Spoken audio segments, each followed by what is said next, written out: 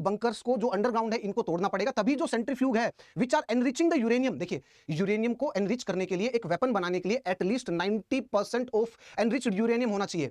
इसका मतलब जो भी यूरेनियम नेचुरल स्टेट में नेचर में मिलता है उसको रिफाइन करके एनरिच करके सेंट्रीफ्यूग से बार बार, और ये काफी लंबा प्रोसेस है, काफी साल लग जाते हैं इसमें और काफी स्टेजेस के थ्रू इसको पास करना पड़ता है, उसके बाद जाकर के वेपन ग्रेड रिच यूरेनियम बनता है। ईरान के पास वेपन ग्रेड रिच यूरेनियम बनाने के लिए ये सारी फैसिलिटीज है and Iran has been working on this since a long time. Now Israel know this कि Iran someday or other it is going to make the nuclear weapon, और जैसे ही nuclear weapon बनेगा इस वाले पूरे खित्ते में जो पावर बैलेंस है this is going to shift towards the Iran. That is why Israel is going to tackle the Iran by directly hitting their nuclear site. Hello friends, welcome to Unacademy, और session में आप सभी दोस्तों का स्वागत है। If you are closely following the world geopolitics, then I'm pretty much sure that you must have encountered these two weapons in the newspaper or in any magazine. That is cluster munition that is used by Iran over the Israel, and the second is that is bunker buster bomb used by Israel over the Iran just to target these nuclear facilities of the Iran. Now, before starting the session, let me tell you, this is nothing but the game of the power in the Middle East. और Iran and Israel ये दो main power center है in the Middle East, and this is the geopolitics of the Middle East, and I welcome you all to the session related to the geopolitics of the Middle East. देखिए, Middle East में there are two main rivals, other rivals भी है, but the two main rivals, one is Israel and other one is Iran. Now Israel wants to target the Iran or especially its nuclear program in order to make sure कि Iran जो है वो nuclear weapon ना बना पाए, and Iran it is targeting the Israel mainly because of the fact कि Iran का ये मानना है कि इजराइल जो एक कंट्री है इसका वजूद ही नहीं होना चाहिए था, because the Israeli population it has encroached upon the population, Palestinian population. That is why Iran is actually supporting the Hezbollah and the proxy war efforts that are going on in the Israel. So all these things we are going to discuss in today's session. अभी देखिए, on the 13th June Iran was being targeted by the Israel, और Iran में जितनी भी nuclear facilities थी जो आपके सामने यहां पर दिखाई दे रही है, जैसे कि फोर्डो, जैसे कि नतांज, जैसे कि इस्फहान और बुशेर एंड खोंदा, these are the nuclear facilities of Iran, and Israel targeted these nuclear facilities with the use of the bunker buster bomb. Now this was in the news, bunker buster bomb. We are going to discuss specially about this bunker buster bomb. अब इस bunker buster bomb से Israel ने जो Iran की ये सभी जो nuclear facilities थी इनको टारगेट किया। Now why Israel used these bunker buster bomb?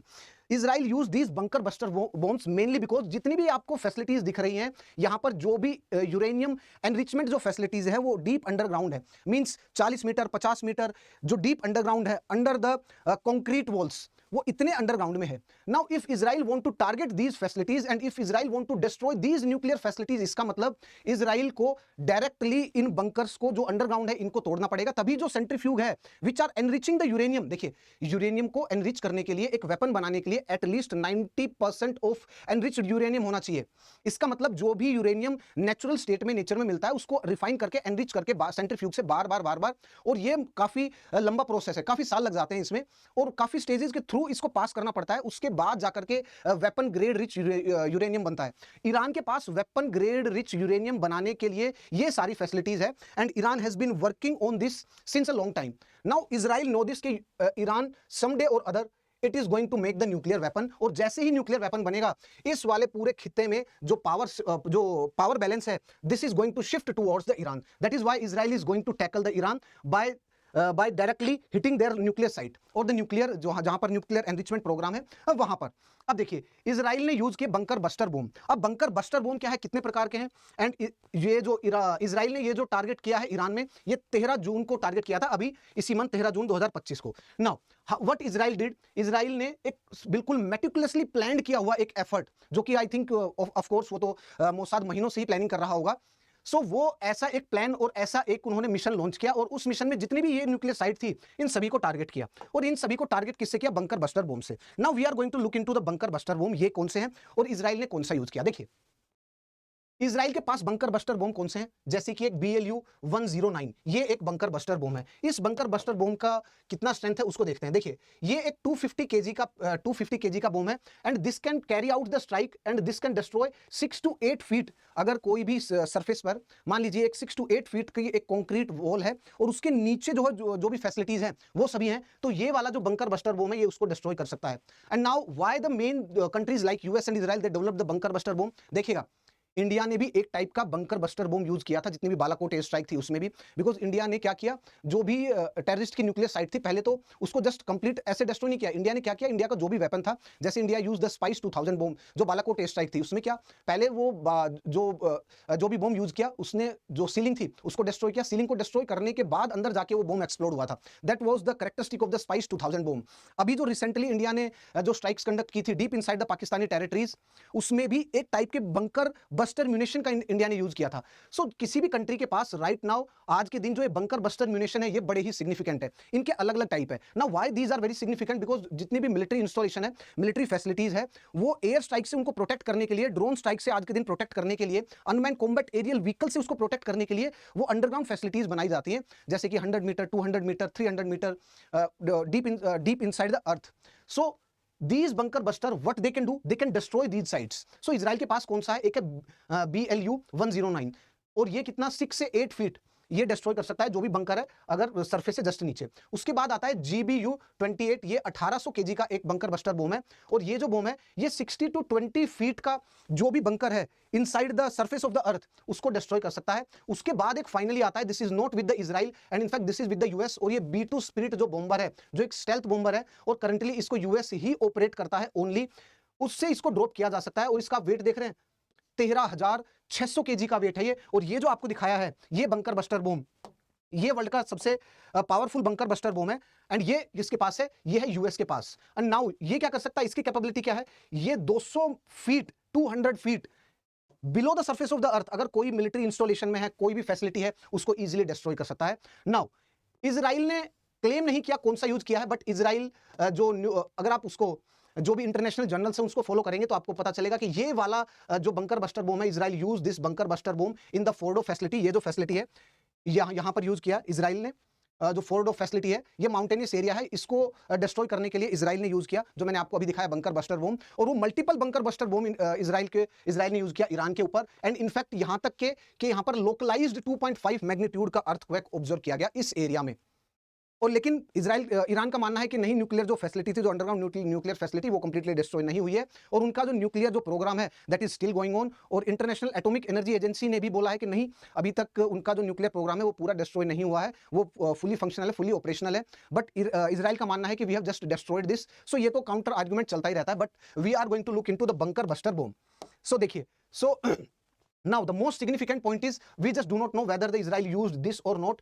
और जो ईरान है उसके जो जितनी भी न्यूक्लियर फैसिलिटीज है वो सारी डिस्ट्रॉय हुई हैं नहीं, we just do not know, but we know for sure कि Israel used these type of the bomb, especially Israel has used this GBU-28 bunker buster bomb now in aggression। और उसके बाद Iran used multiple strikes, Iran ने hypersonic जो missile है उसका भी use किया एंड इनफैक्ट वो जो हाइपरसोनिक मिसाइल है उसने आयरन डोम को भी ब्रीच कर लिया।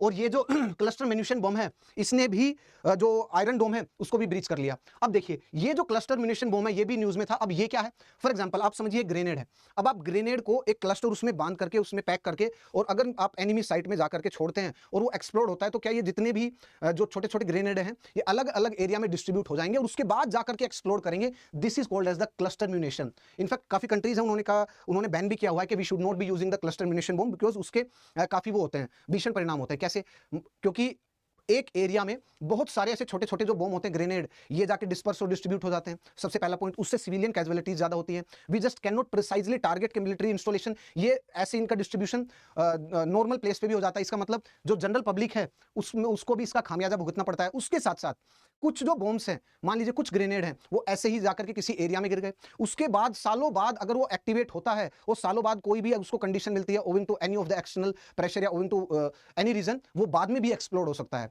सो इसका मतलब क्या, ये जो क्लस्टर म्यूनिशन है इसमें सिविल कैजुअलिटीज के होने की संभावना ज्यादा रहती है। But Iran use this over the Israel, और ये वाला जो बॉम्ब था क्लस्टर म्यूनिशन ये भी न्यूज में हमें देखने को मिला।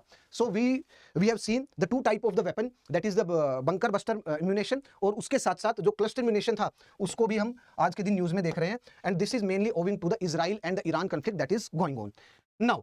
आगे बढ़ते हैं। And yes, if you are preparing for the UPSC exam you can avail the Unacademy subscription. और अनअकैडमी पर आपके लिए बेहतरीन ऑफर चल रहा है, दैट इज फ्लैट 50% ऑफ का ऑफर है, जिसमें आपको 6 मंथ का एक्सटेंशन बिल्कुल फ्री मिलेगा।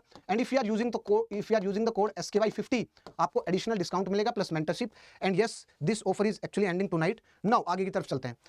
And yes, as you know कि सिविल सर्विस एग्जाम में आपके पास जीएस के भी पेपर्स होते हैं और उसके साथ साथ ऑप्शनल जो कि एक अपना ही एक सिग्निफिकेंट वेटेज रखता है एग्जाम में, उसका भी पेपर होता है। और आप इन दोनों की अगर तैयारी करना चाहें एक साथ तो 32,999 रुपए इंक्लूडिंग SKY 50 अगर आप कोड यूज करते हैं तो डिस्काउंट मिलेगा।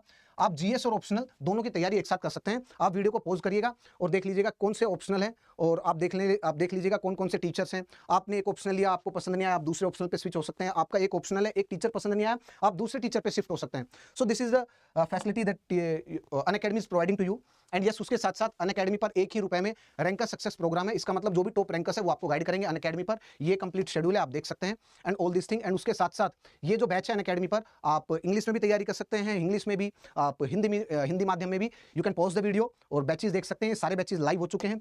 उसके साथ साथ अनअकैडमी पर 2,999 रुपए में आपको मेन सक्सेस प्रोग्राम भी है, जिसमें आपको GS1, GS2, GS3, GS4 का जितना भी अपडेटेड जो मटेरियल होगा इस मेंस के लिए वो मिलेगा, प्लस आंसर राइटिंग भी आप अवेल कर सकते हैं अनअकैडमी से जुड़ करके।